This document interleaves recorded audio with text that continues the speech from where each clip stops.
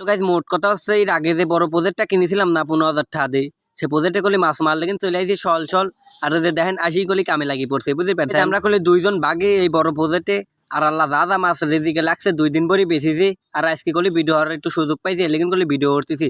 তো গাইজ রাত দিন করলে একভাবে মাছ মারার পরে করলে মাছ পুড়িয়েছে, এখনো করলে মেলা মাছ আছে বুঝতে পারছেন।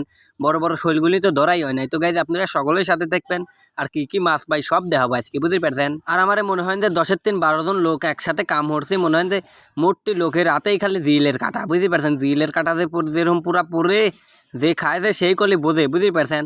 তো গাই জিলের কাটা খাতি আর কত খাওয়া যায়, এই লেগিন করলে এতগুনি মানুষ নিয়ে আসা, তারপরে করলে জিলের কাটা খাইতেছে দেয় না, তার করলে যাহি পাইতেছে দেখছেন। এই জায়গাতে জিল থাকবিল সারা দেশের পানি এই জায়গায় এসে সাপ্লাই হয়, মানে যত বিলের পানি আছে এই জায়গায় এসে মোট জমা হয় আগে বুঝতে পারছেন। এই জায়গাতে সব জায়গায় করলে সাপ্লাই হয়, মানে এটি ব্রিজের নিচেই করলে এটি বড় একটা প্রজেক্ট কিনা হয়েছে বুঝতে পারছেন। দেন শৈল মাছ করলে আবার পাইলাম দেখছেন কত বড়টা শৈল।